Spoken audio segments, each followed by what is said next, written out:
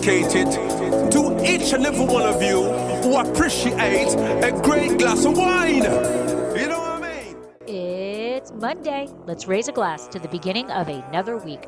It's time to unscrew, uncork, or saber a bottle. And let's begin exploring the wine glass. Welcome to the next episode of Winephabet Street, where we take you on a fun and educational journey through the world of wine, one grape at a time. Today, we're diving into the letter V with a rare and intriguing Rhône variety, Vaccarèse. Joining me is a true Rhône Ranger, Jason Haas of Tablas Creek Winery, one of the pioneers of bringing Rhône varieties to California. Tablas Creek is the only winery in the U.S. cultivating and bottling Vaccarèse as a single varietal. So who better to guide us through its history, characteristics, and potential in a glass? We'll explore how the grape fits into the Rhône family, its role in blending, and why it's such an exciting discovery for wine lovers. So grab a glass, get comfy, and let's talk Vaccarèse. While you're listening, it would be greatly appreciated if you could take 1 minute to subscribe, rate, and review. It takes only a few seconds of your time, but means so much to the show. Also, please be sure to check the box for automatic downloads so that new episodes of Exploring the Wine Glass show up in your next up feed. The best way to support Exploring the Wine Glass is to tell your friends. If you enjoy the podcast, your wine-loving friends will too. Follow me on all the socials. And finally, don't forget to head to the website, exploringthewineglass.com, to read the blog, sign up for the newsletter, and keep up with all happenings. Slancha. Hey everybody, I'm Lori Budd, a UC Davis winemaking program, Spanish wine scholar, sommelier service, champagne and Côte d'Aron specialist, and a WSET Level 2 graduate. You can find Exploring the Wine Glass on all the socials, as well as your favorite podcast catchers. If you haven't subscribed yet, now's the perfect time to swipe, subscribe, rate, and review. Stay in the know about all things wine by visiting my website, exploringthewineglass.com. I promise I'll never tell you what to drink, but I'll always share what's in my glass. Hello, everybody. Welcome to... I am blown away that we are in season 3 and up to the letter V. And yes. We are here talking about Vaccarèse. I think I said that correctly. And this is, if we're going to talk about this grape, we have the perfect person here to give us all of the information. So we have Jason Haas of Tablas Creek with us today. And for those of you who do not know who I am Lori Budd. My husband and I own Dracaena Wines, and tasting room is in downtown Paso.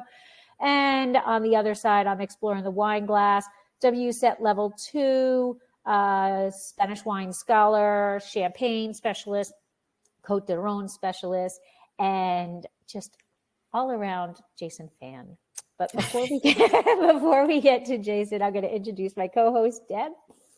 Hi, I'm Debbie Giaquindo. I'm known as the Hudson Valley Wine Goddess. I am a certified specialist of wine, a wine location specialist in Port and Champagne, and a certified sherry wine specialist. I'm author of the book, Tapping the Hudson Valley, Day Trips and Weekend Itineraries to Visit the Hudson Valley Wine Region.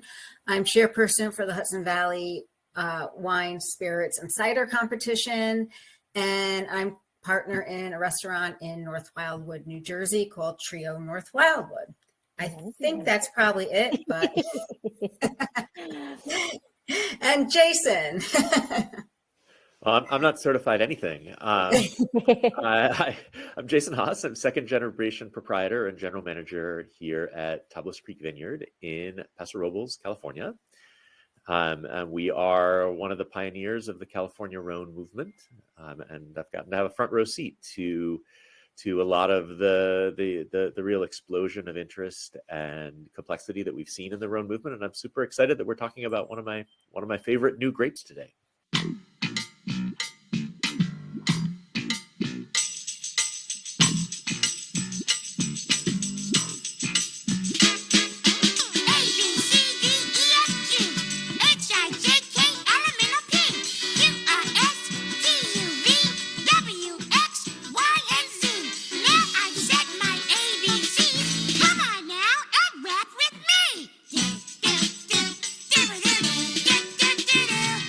we are here to talk about Vaccarèse, right? Is that the correct way to say it? The last D does it's not. close. I think Vaccarèse, it's a little bit of Vaccarèse. it's a harder Z sound, and it's an ez at the end because there's a little accent grave over not the last E, but the one before. It looks like an Italian word, and it's not. It's French. It's named after a village called Vaccarèse in the southern Rhône.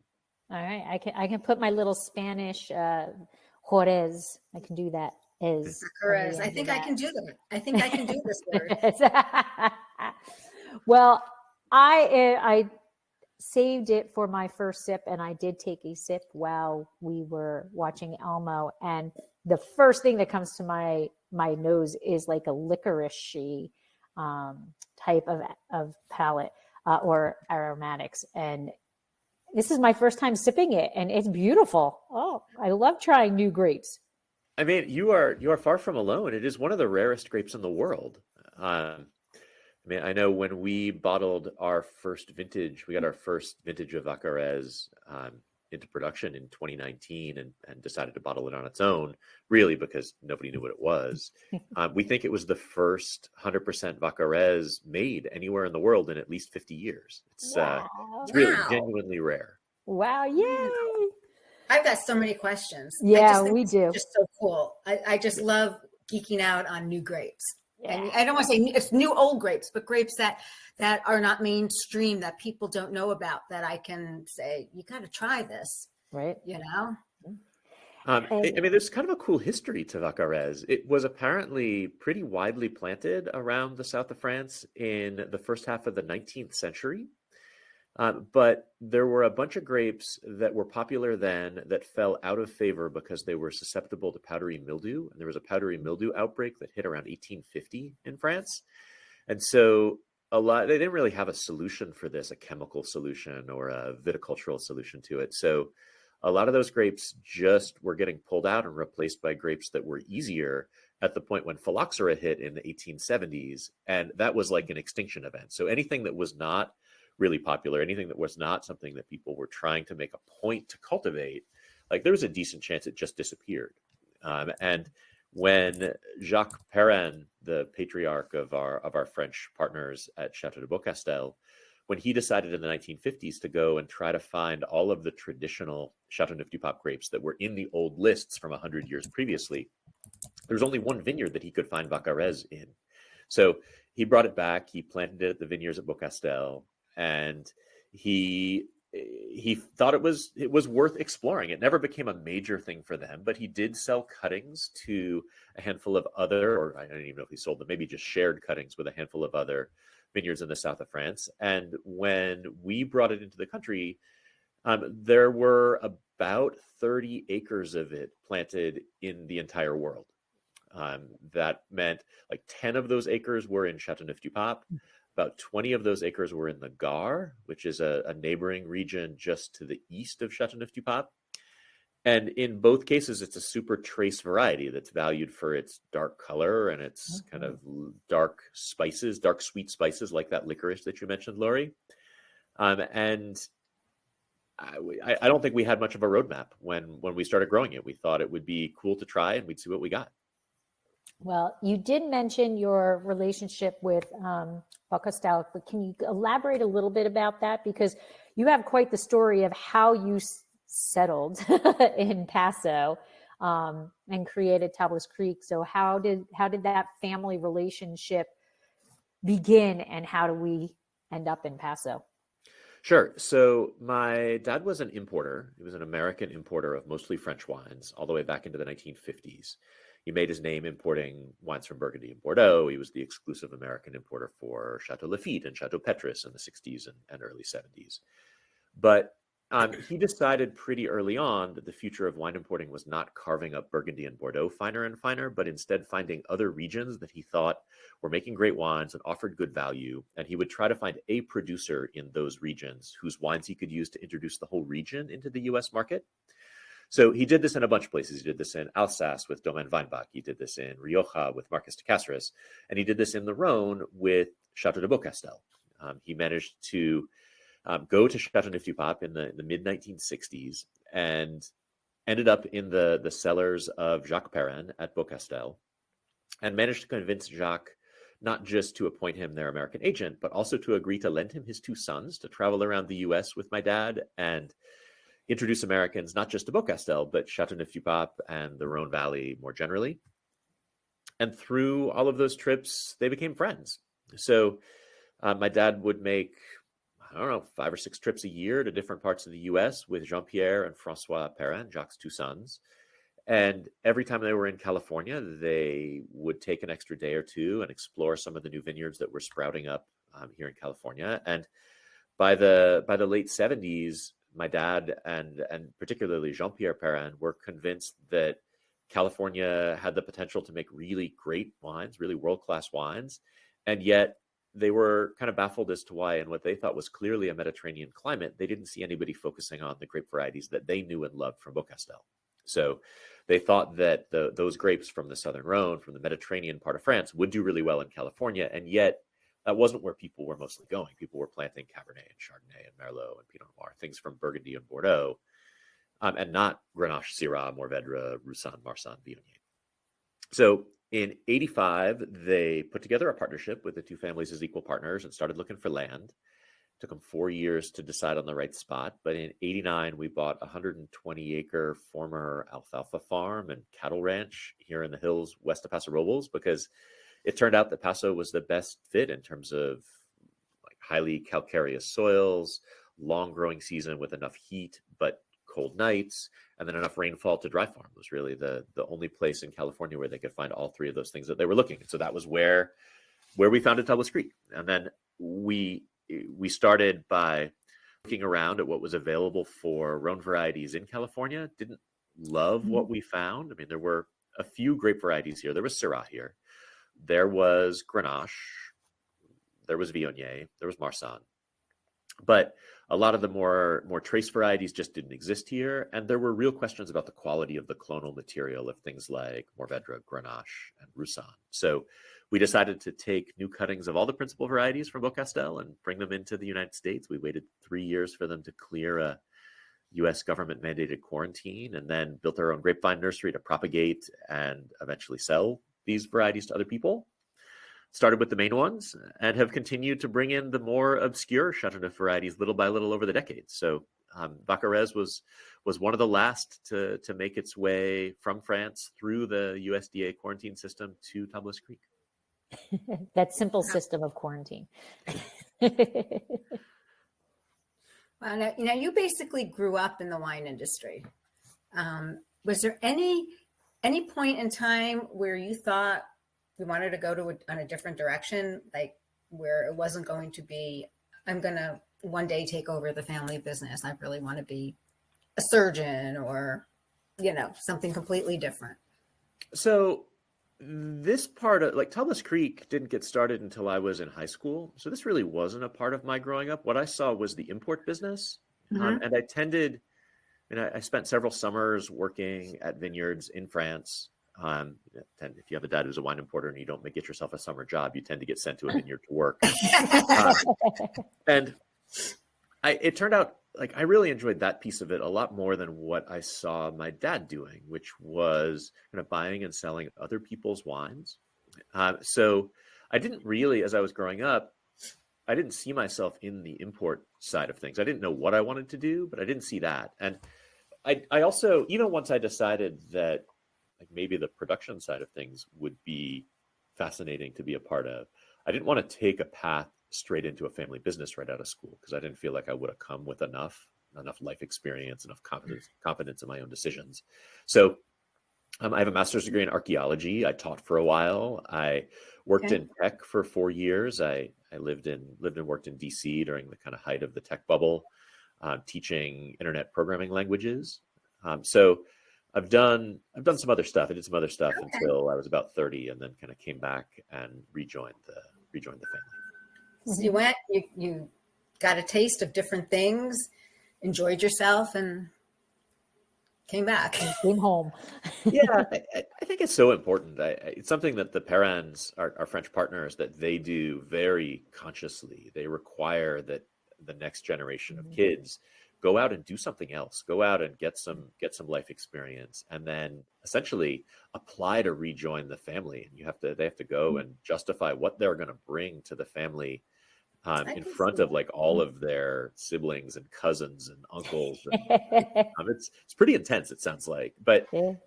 I think you don't want people to feel like they're somehow given this or obligated to do this. I think it only really works. A multi-generational family business only really works when it's the choice of the next generation to do it, and they feel like they need to contribute. It's not a given. It's not a birthright thing. Right. And that is true. You see it across the board, especially in and in Spain. The children they can't come back to the winery until they've done something else. Yeah. And rightfully so. I mean, I think that's good. Yeah. Because otherwise, I think that if you go right into the family business, what did I miss? I really don't want to do that. I want to be a chef, or I want to be a, school teacher or whatever. Yeah. Yeah. Now, you and Tablas Creek as a whole are, such an important part of Paso Robles culture. So first, thank you for everything that you do for Paso, and just your openness to share everything, which I think, again, is part of the Paso vibe is, share, that rising tide raises all ships things. But why do you feel it's so important? Because it must be important to you because you're doing it all the time. Why do you feel it's so important to be that ambassador? I think that I have two ways that I usually answer this question. One is that I feel like wine is fundamentally not a zero-sum kind of product. So it's different than buying a car, where like if you buy a Volkswagen, you're not also buying a Honda.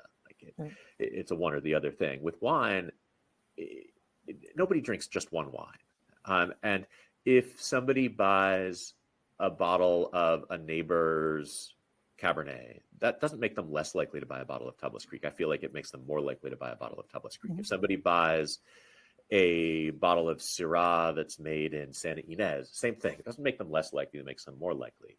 And if somebody buys a wine that's regeneratively farmed from the Loire, again, that doesn't make them less likely, it makes them more likely. So what we try to do is find kind of the groups that we're a part of, and then try to make sure that those groups are as healthy as possible, that like best practices are shared, that we can communicate what we think is great about the place that we're in, or the grapes that we grow, or the way that we farm. So I feel like it's not contradictory, like running as good a business as we can and supporting the community. I feel like they really support each other. The other way that I usually answer this question is that we learned pretty early on that what we were making was pretty obscure. Like we were making blends that didn't really have a category on the marketplace 25 years ago, from grapes that people didn't know and couldn't pronounce in a part of California they hadn't heard of, with French names that didn't mean anything to them. So like we set ourselves a pretty serious mountain to climb, and realized that if we couldn't get people inside of our world, that was going to be a really heavy lift. So from very early on, we've always tried to kind of market through education, and bring people behind the curtain and share what we're doing and why. It started out with email and a paper newsletter that we would send out every quarter. We started a blog in 2007, which turned out to be really valuable, much more so than I originally had ever imagined it would be. And then, of course, it got easier with social media when that came in a few years later. So, I mean, our tools are better, but the idea has been pretty consistent from the beginning, where we try to talk about what we're doing and why, because we feel like that's the best possible way to make real connections with people. Excellent. Yeah, now Tablas Creek is located in Paso. I was out in Paso, and I can't remember. It's been a while, like 2006, somewhere between 2006 and 2010. I can't remember. Had a great time, loved it. Spent 10 days out there. And I actually asked this question when I was out there. What is the difference between the east side and the west side? So there are many differences, and there are some differences that are like truly east side, west side differences. There are other differences that are more north south differences, and there are others that run kind of diagonally through the appellation. So the biggest differences when you're talking east and west is that the west is closer to the ocean and gets more rain. And that's the one really fundamental thing that the west side of Paso gets that the east does not. It also tends to be a little more mountainous. If you look at the topography, you have the Santa Lucia mountain range that runs through the western part of Paso Robles. The east side of Paso is more the alluvial fan of rivers like the Estrella River and the Huehuero. So it tends to be sandier and more sort of rolling hills east of town, and more mountainous and more limestoney, so old seabed that got pushed up in the creation of these mountains west of town. What it is not particularly is cooler west of town than it is east of town. A lot of people assume that that's the main difference, and that's not really true. It's coolest in the south because that's where the passes are that come through the mountains, and warmest in the north. So south and west is cool and wet. North and west, kind of where we are, is middle climate and wet. South and east is cool and dry, and north and east is hot and dry. So you have this combination of climate and soils and rainfall that I don't think divides up the region as neatly as like where the river actually is. But topographically, it looks different because as you go west, it tends to be more of these canyons through these hills and eventually small mountains. And it tends to be covered in oak trees because there's enough rain to support those oak forests, whereas east of town looks like kind of rolling savanna. And so before I ask the next question, Veronique actually said she just visited Tablas Creek with 7 wine friends, and they loved their tasting at Tablas. And the person who conducted it was wonderful, and they are now new club members. So great. That's the way it's supposed to work. Lovely. Thank you, Veronique. And you did mention the concept of regenerative farming and sharing what you've learned from it or whatever. But can you first explain what is regenerative farming and why it's important and what changes you've seen in the vineyard? And I'm going to intercept that with a statement before. If anybody does not follow Tablas Creek on Instagram or whatever, they should, because that is a true firsthand look at everything that they're doing in the vineyard. So go ahead, Jason. Thanks, Lori.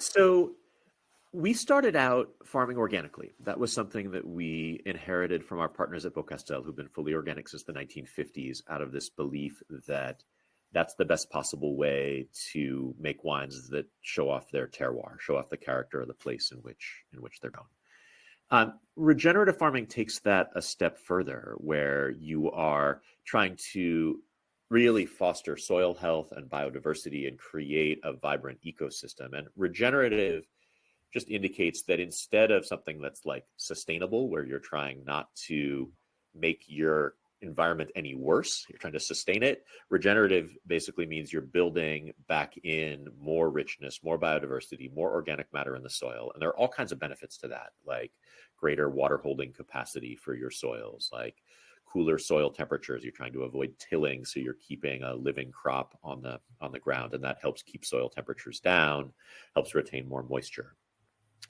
We have a flock of 100 and some odd sheep, and integrate that into the vineyard. That increases both, obviously, the biological biodiversity, but also the microbial biodiversity in the soil. It helps make healthier soils, helps fertilize naturally. So the idea is that regenerative farming is this kind of intensive focus on creating a healthy ecosystem within your farm unit as much as is consistent with growing an actual crop. So there's lots of pieces that go into it. Our particular brand of regenerative farming is something called Regenerative Organic Certified, that Also includes commitments to doing things like reducing our use of shared resources, like non-renewable energy and groundwater. We're 100% solar powered. We're largely dry farmed. And then it includes commitments to farm worker fairness and to animal welfare. So our flock of sheep has to be treated well. And our farm workers have to be paid a living wage and have good working conditions. And we have to invest in their education. And all these things that we think are kind of the true measure of sustainability. It's not just about your land, it's about your business and your people as well. Perfect. Now we are here to talk about Vaccarèse, if I said it right. This is one of the easier ones that we've had. And I always like to know, like, the lineage, like their parents, where the name come from. I think you said it was a town, correct? Yeah, I don't know that its lineage is actually even known. It's so rare that I don't think there's been a ton of research time dedicated to it. It seems to have evolved in the Rhône. It's never been identified anywhere else, though one of the really cool things is the Historic Vineyard Society that Morgan Twain Peterson from Bedrock and Tegan Pasolacqua from Turley and Sandlands and Dave Gates from Ridge that they founded, where they're doing DNA testing of historic kind of heritage California vineyards. They have found a couple of vines of Vaccarèse. So it was evidently popular enough in that like 19th century period that people bothered to take it with them when they were bringing cuttings from Europe to California. But it appears to have evolved in the Rhône. It's named after a village, and it's important, not important, but sometimes people get it confused with the appellation, which is Vaccarèse, which is Vacqueyras. That's a village. This is not named after that. It's named after another village, which is spelled Vaccares, which is this little village not far from Avignon. And this was apparently the grape from that village. And now, a word from our sponsor. Looking for a unique wine tasting experience? Look no further than Dracaena Wines' tasting room in downtown Paso Robles. Located on the corner of 13th and Pine, this charming spot is not your average winery. Founded by passionate wine lovers who also happen to be the brains behind Cab Franc Day, Dracaena Wines is proud to call themselves home of Blanc de Franc. This crisp and elegant white wine has gained a cult following and is just one example of their superb offerings. With over 10 years of consistently receiving 90+ ratings from top critics, these wines are sure to impress even the most discerning palates. So come raise a glass with us and celebrate great wines at Dracaena Wines' tasting room. Now, as you mentioned, it really is a relatively rare grape. And on the website, I think you said that there's only like 10 acres planted. How much does Tablas Creek have? And then kind of dive a little bit more into that fun process of bringing the vines in. Sure. So we have about half an acre now, though we have another half acre that we have kind of laid out, identified as where we want to plant another small block. And the way that it comes into the country is essentially there are 3 stations that the U.S. Department of Agriculture licenses to do what they call the indexing. So essentially the virus testing of grapevine material. And they're all associated with research universities. So our first batch of imports we did actually with Cornell in upstate New York. But our more recent imports, the ones that we've done in the last 2 decades, have gone through UC Davis here in California. So what happens is the vines come in, they are planted in pots, then they graft what are known to vines that are called indicator vines, so vines that are known to be susceptible to a certain virus, onto the vine that you bring in. They grow it for a certain number of months, it's usually about 3 months, and check to see if that indicator vine shows signs of sickness. And if it does, they know that it's because of contact with your vine and you have that virus. If it doesn't, then they know you don't have that virus. They cut that off, graft a new indicator vine on, and check for the next virus. So the reason it takes as long as it does is that it's just a certain number of growing months of each virus that they're testing for. That's really interesting. And then at the end of those 2 or 3 years, you get the cuttings that you brought in, like basically vines with all of the soil washed off of the roots, and you can then start propagating them. So you're only allowed to bring in 6 cuttings of each type. So it's not like you start with thousands, and then you need to plant those in pots and grow them and cut them into single bud sections and root those sections and grow them. And it's a process for sure. And Karen had wanted to thank you for recognizing animal and workers' welfare. That is just as important. Yeah. And then if the vine is found to have a disease, does it get destroyed? So you have a choice at that point. You can either pay that research university to clean it up.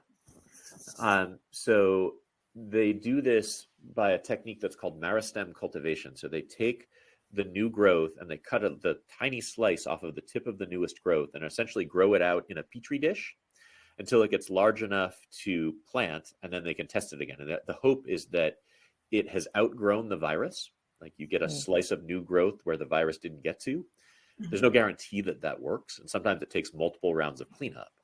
So something like Vaccarèse took 3 rounds of cleanup before it was released to us. So we actually brought it into the country in 2003, and it wasn't released until 2014. And then we spent 2 years propagating it, got it in the ground in 2016, and got our first harvest in 2019. Wow. Yeah, wow.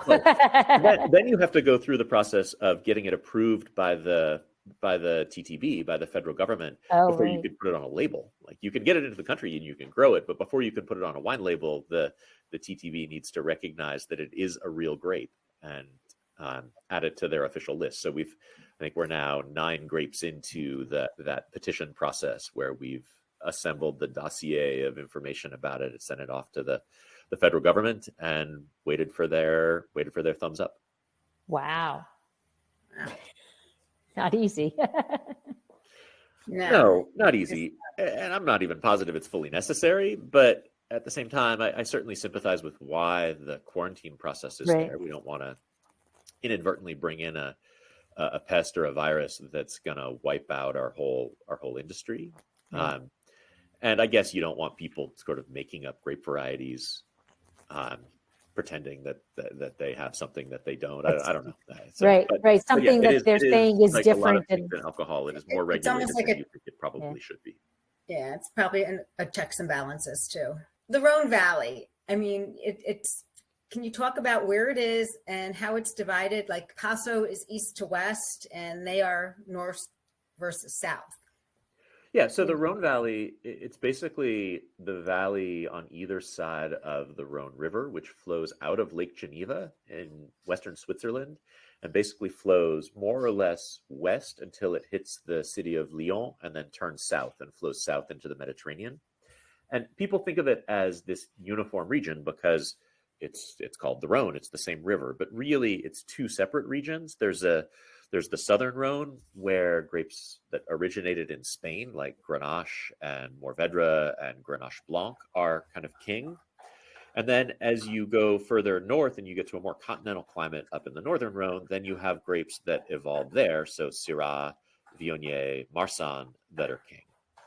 And there's a certain amount of mixing. Yes, you can find some Grenache in the northern Rhône. You find some Syrah and some Viognier in the southern Rhône. But it's this roughly 200-mile long stretch, which is fairly far. And if you think of where the northern Rhône is, it is as close to Burgundy as it is to the southern Rhône.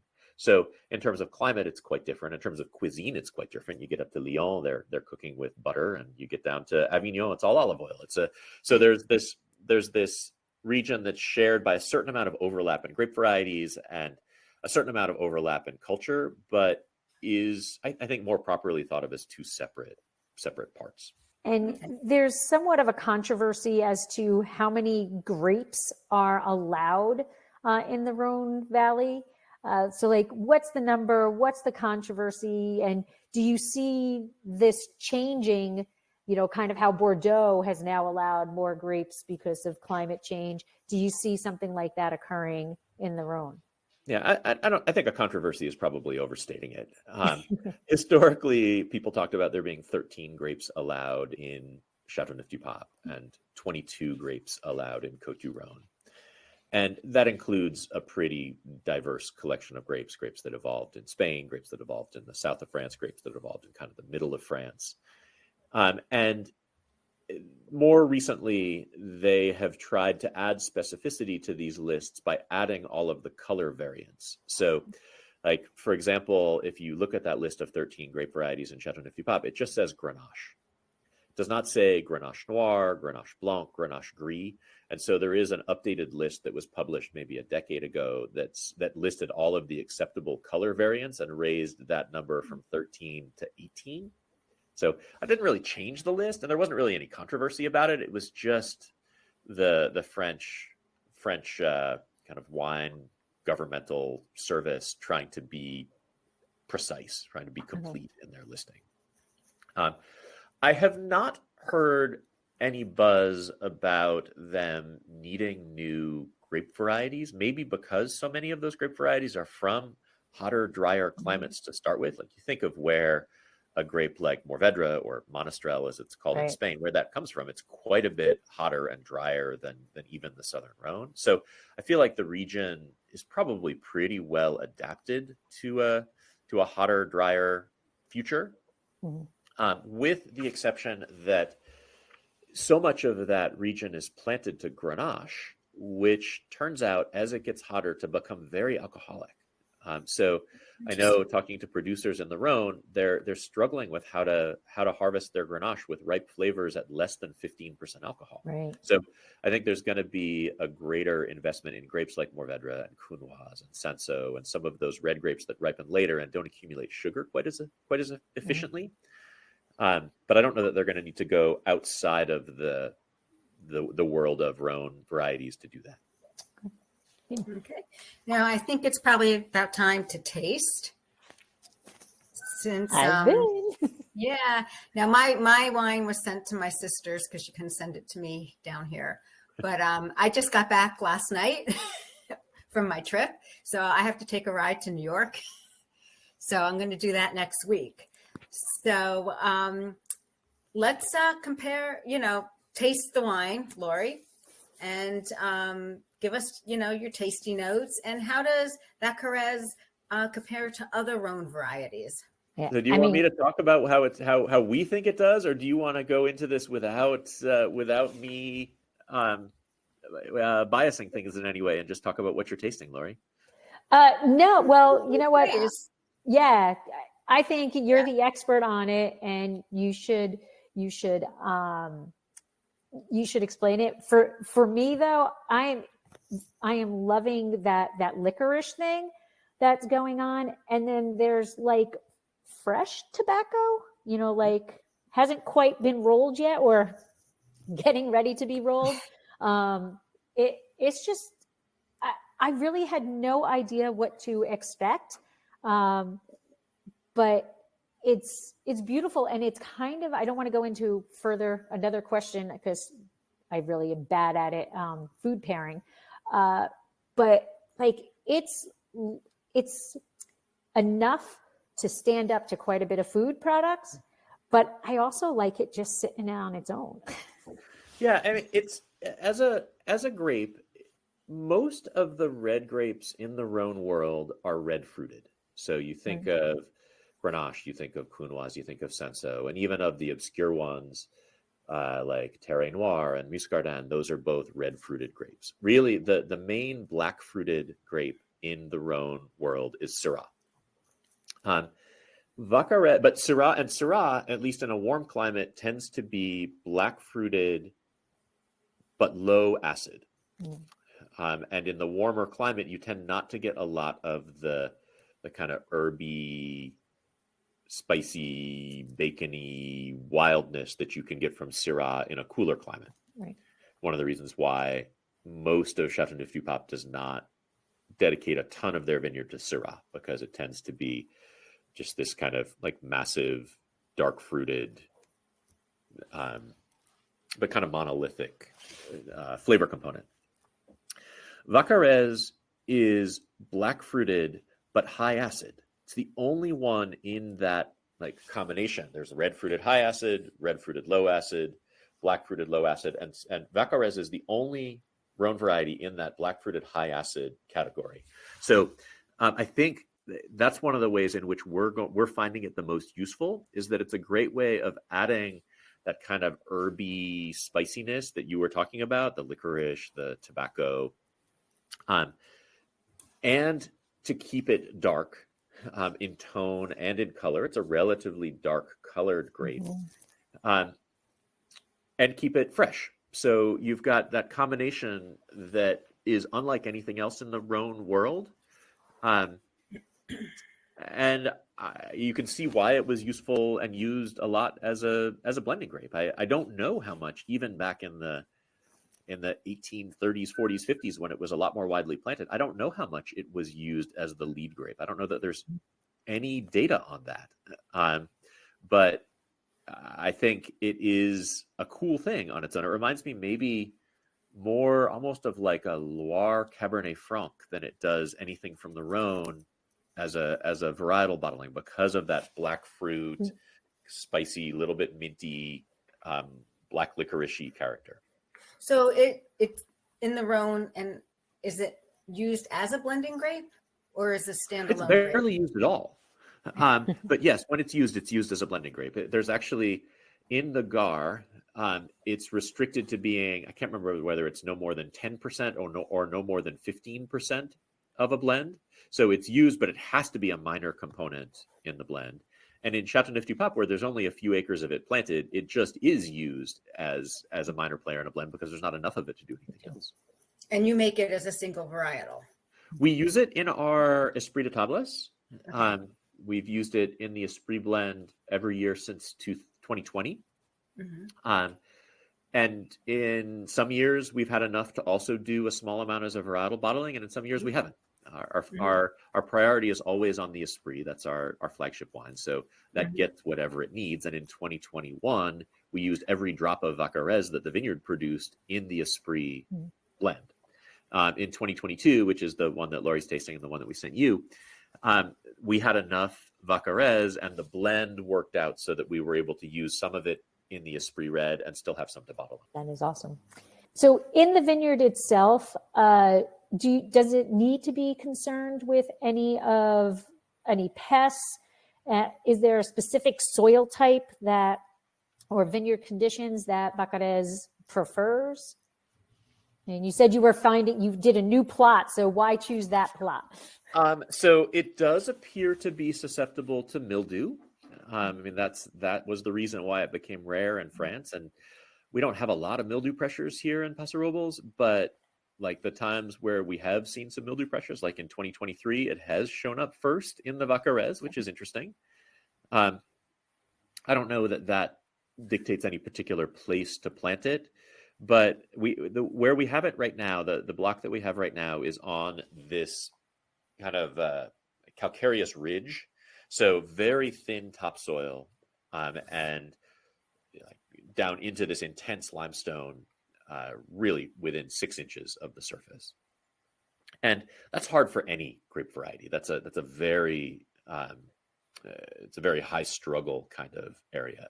So the area that we have blocked out for it is more towards a valley bottom, and it's a little bit deeper soils. We want to see how it does given a little bit cushier life, not because we're unhappy with what it's showing where it is, but just because there's not enough literature out there really to tell us what we're supposed to do with it. And so we're trying to experiment to gather data for ourselves. And you're leaving the other block in, you're just adding. Yep. Perfect. Oh, that's interesting. Because you're pioneers in it for, It is. I remember it wasn't this grape. It was Terre Noire, which is a slightly less obscure grape that we also grow, that we were planting back in 2010. And I remember having a conversation with Marc Perrin, who's the oldest Perrin of my generation.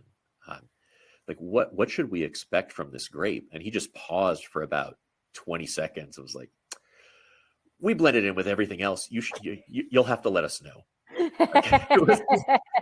So, I mean, there are grapes that are widely enough planted in Chateauneuf and at Beaucastel that Beaucastel will vinify them on their own every year. But there are others where they have them. It's important to them that they have them, but it might only be enough to be like a third of a small tank along with two other trace varieties. So like they're enjoying the experiments that we're doing here on these grapes as well. And to geek out a bit, tell us about the clusters, the leaves, the maturation. Is it early bud, late ripener, typical harvest? Your charts are infamous for knowing when to harvest and those boards and everything. So I know you know exactly when to harvest. I mean, we think we know. I mean, it has a reputation of being ready about on the same cycle as Grenache. Okay. So that not super early, not super late, kind of in the middle for us. We felt like our first few years, we maybe picked it a little earlier than we should have. I mean, we were looking at, what did we know? We were looking at numbers. We were looking at the health of the vines. We were looking at the clusters. The clusters are large clusters of large berries with thick skins. So Grenache is large clusters, large berries, thin skins, and it tends to make a fairly pale wine. The skins of Vaccarèse, even though the berries are big, the skins are this like deep blue black, like a blueberry almost. So we usually pick it somewhere right towards the middle of the ripening cycle. The leaves are large and kind of deep green. It's a pretty vigorous grape, it looks like. We think maybe the large berries on the large clusters, it does in the same way that something like Zinfandel can be a problem in an area where there's too much humidity, and because the clusters can be pretty tight, you can end up with rot problems. And I think Vaccarèse is probably the same. It's large berries, again, tight clusters, but we haven't found any particularly insurmountable problems with it. The acid definitely cuts through that tannin, because I would assume that with that skin and that thickness and all that it's a very deep tannin, which I can see why it would blend in between the color and the structure that it has. But the acid is cutting through that tannin, that it's actually not drying at all. You can tell there's tannin, but it's not drying at all. It's really... Yeah, and it has a relatively high level of tannin because it has thick skins, but it also has large berries. So a lot of the question of how tannic a wine is the ratio of skin to juice. Right. And this is one where, like, yes, the skins are thick, but there's also a lot of juice. So it ends up being moderately tannic, but not super tannic. It's not like a small berry, thick skin grape like Syrah or like Cabernet. Right. Okay. Gotcha. So now that we know how it tastes and what to expect, what would you pair with it? Food-wise. Again, there's not a lot of literature out here on this. So what do you use your palate? What do you eat with it? What would you eat with it? I also don't open it all that often. We don't have that much of it. I tend to recommend that people pair it with the same things that they would normally pair Syrah with. So, particularly like a Northern Rhône Syrah, but not necessarily like an Australian Shiraz or a really ripe California Syrah, but a Northern Rhône Syrah where you've got that kind of meatiness and dark fruit and a little bit of wildness to it. So, it's famously good with lamb. It's good with braises. It's good with kind of pepper spice. So that's at least a starting point for people. And then how do you, I don't even know, do you pour it in the tasting room? Is it club member only tasting? You don't have a lot of it, so I can't imagine it's on that menu every day. But how would you recommend serving it when it was delivered to me? It was actually chilled, but it was such a cold day outside. I don't know if it was just chilled because it was in his car or you guys keep it chilled. I don't know that I would particularly serve it chilled. I would serve it at cellar temperature. We do pour it in the tasting room when we have it, which we never make that much of it, so it doesn't ever last that long. Right. So it's typically here for 2, 3, 4 months after we release it. We send a note out to our wine club members, usually give them a month of it being exclusive to them, and then make it available to anybody who wants to try it. We're still at the information gathering stage with this grape, so we want to show it to as many people as we can because it's fun for us to see what people think. So we happen to have it right now, but that's probably only going to be true for another, I don't know, month or 6 weeks. Okay. Wonderful. Then it'll be gone right when this podcast and webinar come out. Yeah. We'll have another one. We're bottling the 2023 Vaccarèse in April, so it won't be super long before the next one's ready. Good. How was 24? So 24 was so light in so many varieties. Was it tough? And yeah, I mean, it was light. It was particularly light in whites for us. Reds were okay. Whites surprised us. We finished overall down about 15% compared to 2023, which, I mean, I've talked to lots of people who were down a lot more than that. So I'm not feeling like it was. I'm not feeling like it was a catastrophe by any stretch. Quality looks good, but yeah, we were hoping with 2 years of good rain in a row and no frost in the spring, we were actually hoping for a plentiful vintage, and it a little bit threw us. We'd gone out and done some cluster counts and estimated that our crop levels would be average to maybe slightly above average, and when it came in like 15 or 20% below average, that was a little bit of a shock. It highlighted that maybe our counting systems are not fully developed yet. Oh no. Always learning. Yeah. You know, we had, with that cold temperatures that we've had while I was out cruising the Caribbean, we had like -11, decimated the crops in the Hudson Valley. Really bad.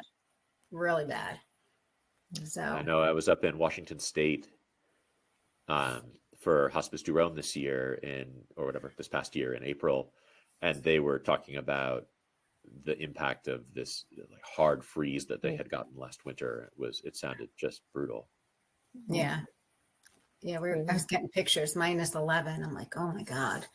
I thought first thing, like, that's not good for the grapes or anything else, fruit trees, or people, or pipes. A lot of frozen pipes. So I think we kind of covered this, but so you're up. Yeah. So just, we're coming up on the hour, and I know you are super busy, so we try to keep it to that. But how have you seen carrying on that conversation in the tasting room, and you want to hear what people think about it? What do you see as the response to the Vaccarèse in your portfolio? And like, your club members, I would be so geeky. Like if I got that newsletter that said, okay, we have this, I would be like, yes, are you getting that? What? Add to cart. One of the most fun things that we get to do is kind of debut and dive into these new grapes. So it's one of the things I know that our club members really look forward to. It's like, okay, you've been hearing about us as we brought this grape in. We've been telling you how it grows. We've been telling you what it's like to make wine out of it. Finally, it's ready. So that's a really fun thing. And I think people who come to Tablas Creek come at least in part because it's a place where they can discover a bunch of things that they probably haven't had anywhere else. So, I mean, it's not everybody. It's not just the guy who stopped in down the street and was like, where else should I go? It's like, oh, you should go to Tablas. They make nice wines. Like, not necessarily that consumer, but yeah, the people who are on our mailing list, people who are in our wine club, who will often come out to Tablas and be like, yeah, I know this. Here's the list of what you're pouring, but really, like, what's the cool new stuff that you've got? Yeah, you're one of those. Like, we'll put together. So. There you go. Somebody that's not looking for the everyday stuff. Well, if they were really looking for everyday stuff, they probably wouldn't have landed at Tablas Creek anyway. But yes. Okay.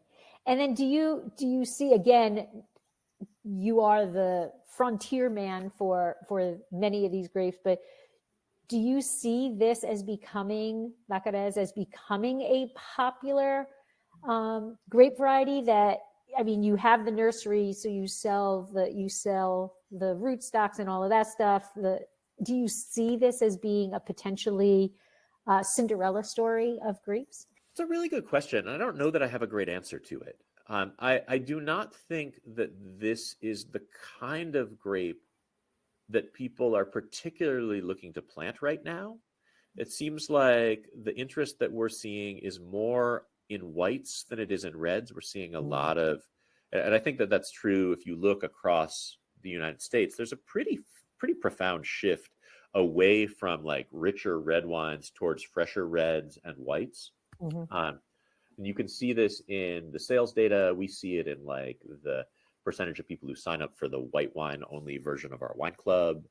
And you can see it even in the planting data. If you look at the grapes that are being planted, you see things like Pickpool and Vermentino and these like higher acid white varieties that are going in the ground at a pretty good rate.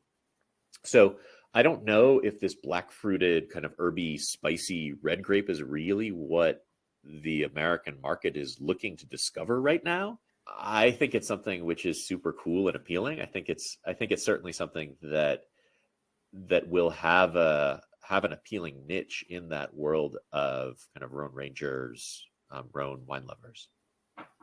Perfect. Well, I love it. I can't wait to try it. I love it. Yeah, we've been teasing you with this for an hour now. I know. I might get in the car today and drive 3.5 hours and go get it. Can you please just tell people how they can find Tablas Creek? I will say that I do send lots and lots of people over to you because for the people, I was like, oh, you want to geek out on some grapes? Here you go. But how can people find Tablas Creek? How can they get your wine? How can they follow you on the socials? All of that good stuff. So we are tablascreek.com is our website, which is it's a pretty in-depth, detailed website. If you want information on all of these grape varieties, you want their history, you want food pairings, you want recipes, you want all of that. That's all there.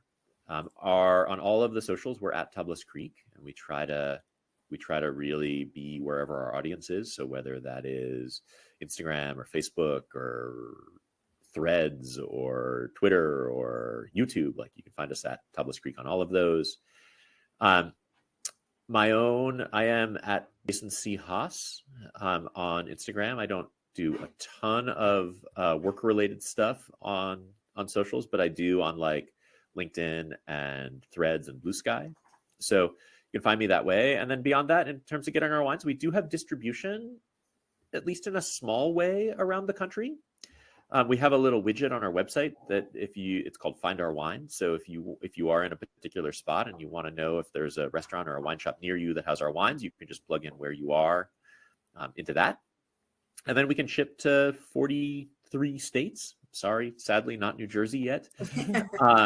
But we can ship to 43 states. So if there's things like this Vaccarèse that you want, it's not in distribution, then just reach out to us and get it from us. Thank you. Thank you so much.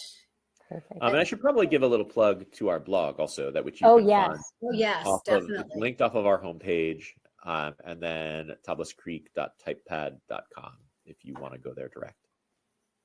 And you'll learn a wealth of information. Yes. We just passed our 1,000th post on the blog. Wow. Awesome. That is wonderful. Okay. It really is an incredible, I love reading it all the time. It's just a wealth of information. Your website is a wealth of information. There's lots of times that I'll be doing research for something I'm writing and I'll Google something and it's bringing me to you, so. I just, before we go, I just want to put in, Georgie wrote, thank you. This is new to me, a new variety. And as a French scholar, wine nerd, I'm very excited to try it. Well, awesome. You now know where to get it. Yes. And Georgie, tell us what you think of it once you get a bottle of it and try it. Yeah. So, well, thank you so much, Jason. Thank you for taking your time and for sharing your wine. I did Coravin it because if I opened it, I was afraid that it would be gone before my husband came home. But I did save a little just to say slancha, and thank you very much. And thanks for starting your week with us. Thank you both. Thank you, guys. Thank you. Bye-bye. Bye. See you, Jason. The Bible. Give me the red wine. This has been another episode of Exploring the Wine Glass. Thanks for listening. If you have suggestions on what topics you would like me to discuss, please reach out on social media. You can find me on Twitter, Instagram, and Facebook as Exploring the Wine Glass. I am also on LinkedIn as Lori Hoyt-Budd. Of course, you can always email me at exploringthewineglass@gmail.com and sign up for my newsletter at exploringthewineglass.com. If you enjoyed what you heard, please rate, review, and subscribe to help others find me more easily. And most importantly, tell your wine-loving friends, because if you like the podcast, they will too. Podcast music is Wine by Kevins. Until next week, sláinte. I want a nice glass right now.